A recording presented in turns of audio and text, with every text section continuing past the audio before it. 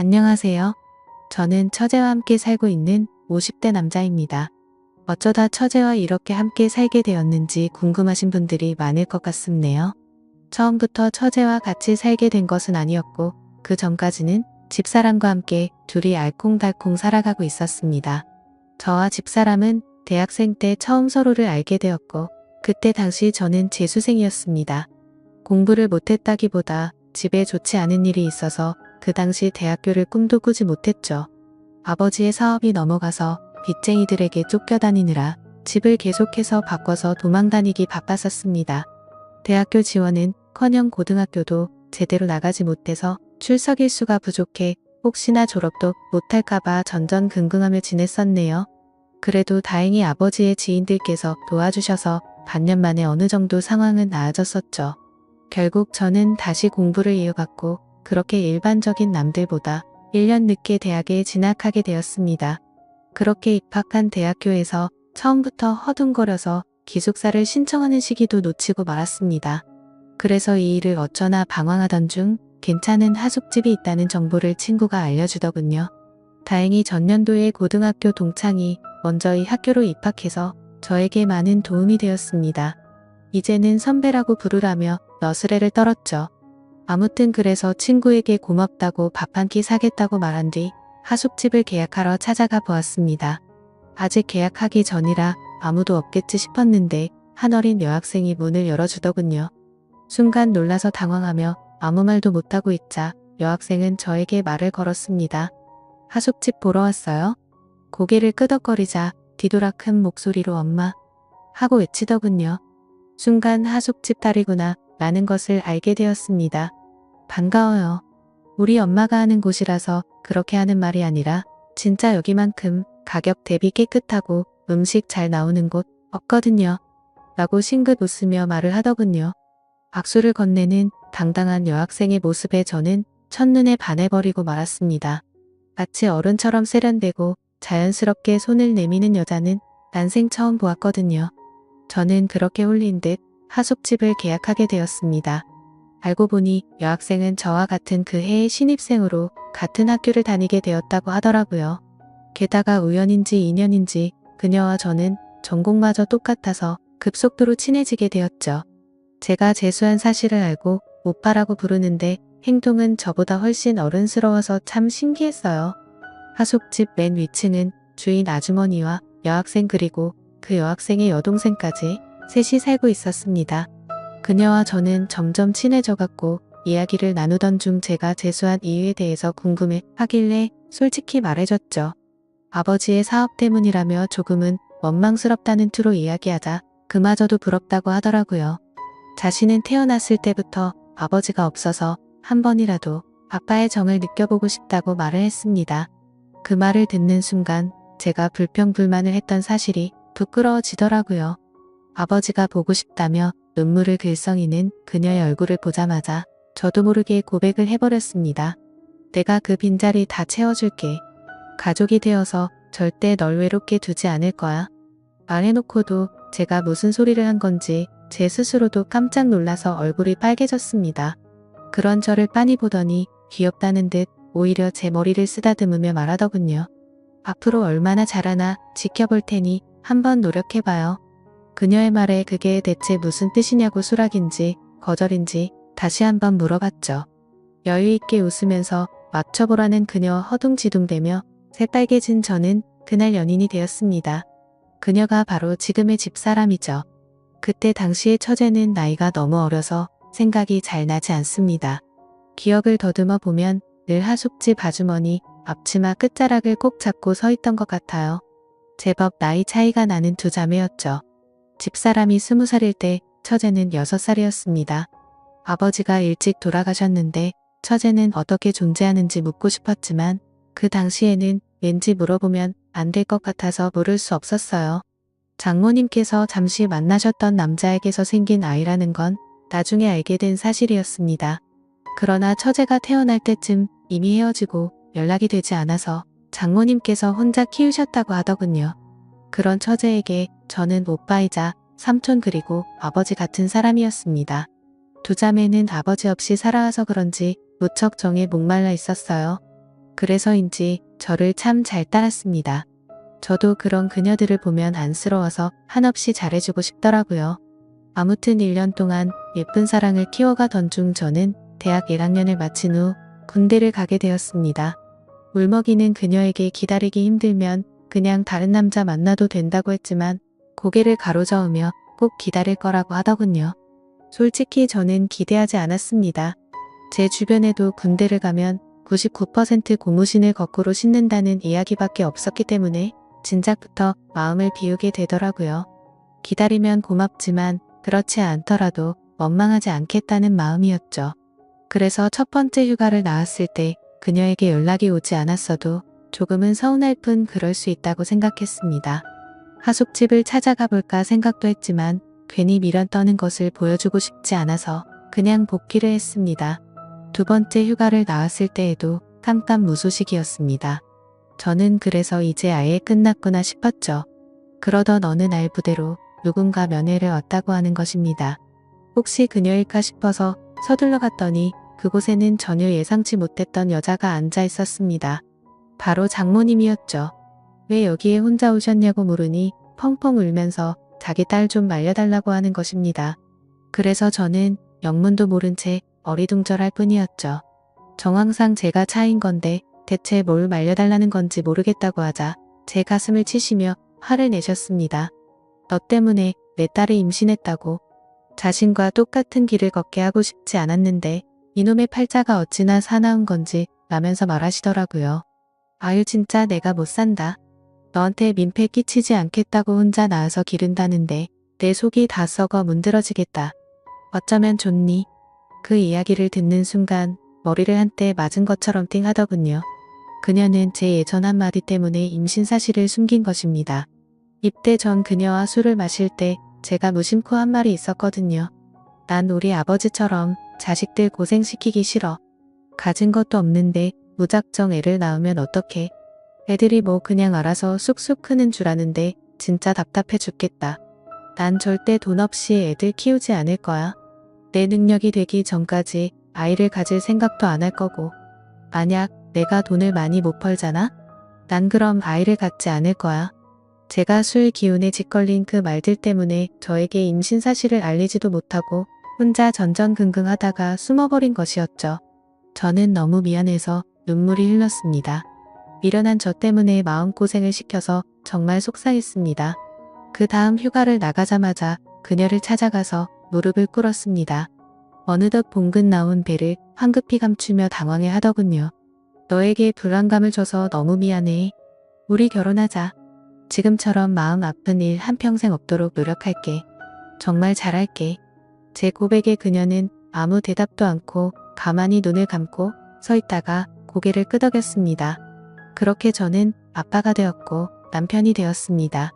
저희 부모님은 저를 크게 혼을 낼 줄 알았는데 기왕 이렇게 된 거 어떻게 하냐며 남자답게 책임지라고 하시더군요. 다행히 반대하는 사람 없이 행복하게 우리는 결혼할 수 있었습니다. 군인일 때 결혼식을 올리기도 조금은 애매해서 제대를 한 후 진행하기로 했습니다.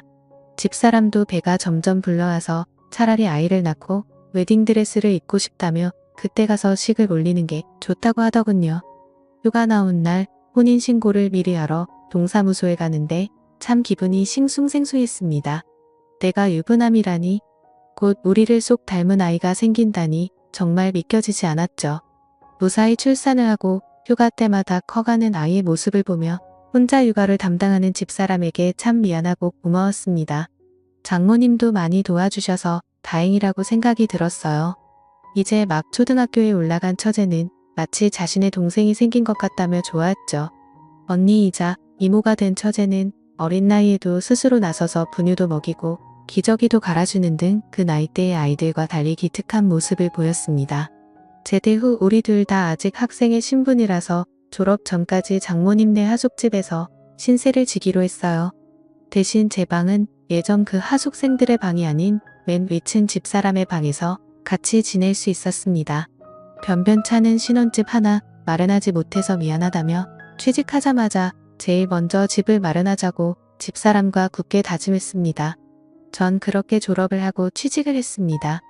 처음엔 작은 원룸을 얻어 월세부터 시작했어요.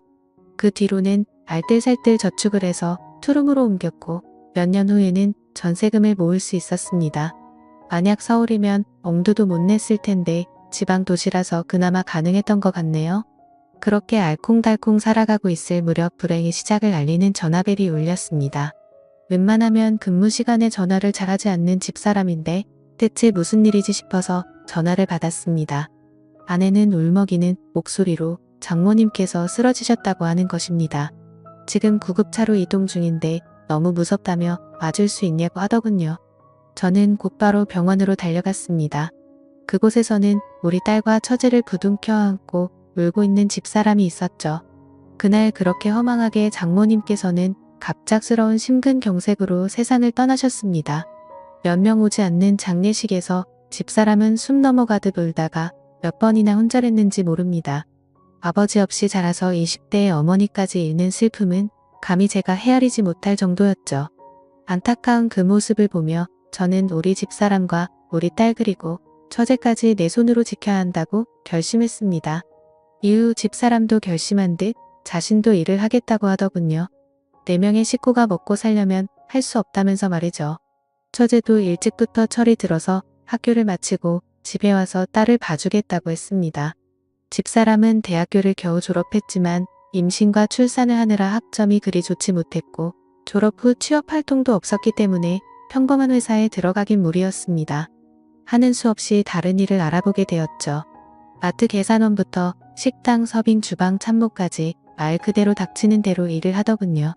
그렇게 흘러간 세월이 벌써 30년입니다. 그 사이 많은 변화가 있었죠. 우리 딸은 무럭무럭 바르게 자라서 심지가 곱고 바른 청년을 만나 결혼을 하게 되었습니다. 특이한 점이 있다면 사이가 우리나라 사람이 아닌 것이었죠. 딸은 한국에 잠시 놀러온 독일 청년을 만나 사랑에 빠졌고 그렇게 둘은 결혼을 하게 된 것입니다. 그래서 현재 딸은 독일에서 사위와 거주하고 있고 1년에 한 번씩 한국에 놀러오고 있고요.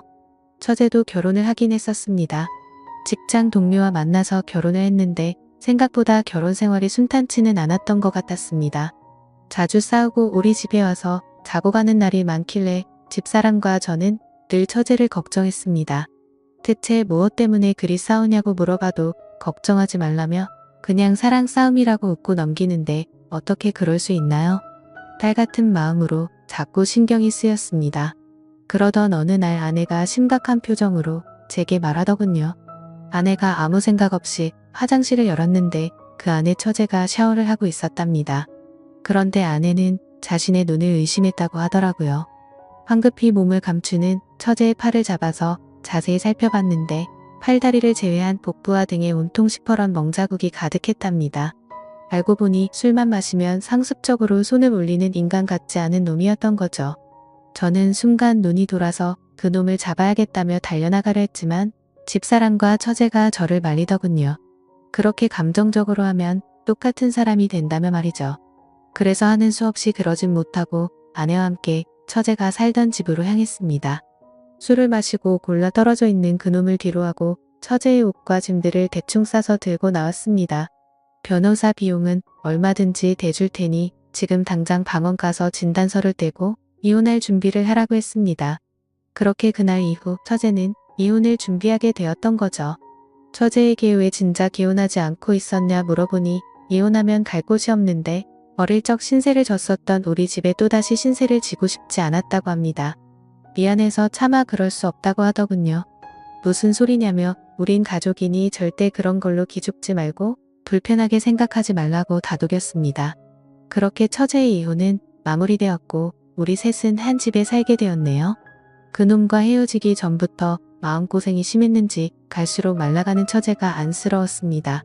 같이 살게 되었으니 맛있는 음식도 넉넉히 먹이며 건강을 되찾게 하고 싶었습니다. 그런데 자꾸 식욕이 없다며 음식을 잘 먹지도 않더군요. 워낙 어릴 적부터 소화를 잘 못 시켰던 처제라서 스트레스 때문에 그런가 보다 생각을 했습니다. 그러던 어느 날 화장실만 갔다 하면 남몰래 구토를 하는 모습을 보게 되었고 사태의 심각성을 깨닫게 되었습니다. 혹시 섭식 장애인가 싶어서 병원에 데려갔는데 의사는 고개를 갸우뚱하며 더 큰 병원에서 검사를 받자고 하더군요. 처제는 별일 아닐 거라고 했지만 저는 겁이 덜컥 났습니다. 바로 다음날 대학병원에 가서 검사를 받았고 결과를 받아든 순간 모두가 좌절에 빠지고 말았습니다. 처제는 위암말기였던 거죠. 왜 진작 병원에 오지 않았냐는 의사의 말에 가족 모두 아무 말도 할 수 없었습니다. 다행히 암세포가 복강 안에만 퍼져서 수술이 가능하다고 하더군요. 먼저 항암 치료로 종양의 크기를 줄이고 수술을 진행한 뒤 다시 항암제를 투여하기로 했습니다. 남몰래 토하던 처제는 이제 하루에도 몇 번씩 구토를 하기 시작하더라고요. 밀려오는 고통과 구역질을 참지 못하고 침대에서 일어나지도 못한 채 구토를 하는 처제의 모습에 정말 너무나도 가슴이 아팠습니다. 낮에는 집사람이 병간호를 하고 밤에는 제가 자리를 지켰습니다. 하루에도 몇 번씩 침대 시트를 전부 빨아야 하는 상황이었지만 어떻게든 희망을 버리지 않고 간호를 했죠. 대부분의 말기 환자가 1년 내에 사망한다고 하더군요. 그 말을 듣고 1년이 가까워질수록 하루하루 아침마다 살아있는 것에 감사드리고 지냈습니다. 그래서 어떻게 됐냐고요? 그렇게 감사하며 지낸 지 올해로 3년째입니다. 병원에서는 가족의 힘이라고 기적이라고 봐도 좋다고 하더군요. 하지만 5년 생존율은 5%도 안 된다고 하니 안심하지 말고 매일같이 최선을 다해서 돌보고 있습니다. 남들이 들으면 왜 그렇게 최선을 다하냐고 묻더군요. 글쎄요. 어린 나이에 투병 생활을 하는 것이 안쓰러운 것도 있고 타국에 있는 딸과 겹쳐 보여서 그런 것도 있는 것 같습니다. 어찌 보면 내 딸보다 더 오랫동안 함께한 처제이니 그럴 수도 있겠더군요. 힘들지 않냐고 묻는 분들도 주변에 많지만 저는 딱히 힘들다고 생각하지 않습니다. 초반에는 조금 힘이 들기도 했지만 이제는 익숙해서 아침에 이를 닫고 밤에 이부자리를 펴듯이 하나의 습관이 된 것 같습니다. 제가 바라는 점은 딱 한 가지입니다. 하루라도 빨리 처제가 완치되는 것이죠. 완치까지는 아니더라도 더 이상 전이가 되지 않길 바랄 뿐입니다. 그래야 우리 집사람도 웃을 수 있고 저도 웃을 수 있으니까요. 저희 가족과 같은 가족분들 모두 힘내시고 기운 내시길 바랍니다. 희망을 버리지 않는 한 행복은 항상 우리 곁에 있으니까요. 감사합니다.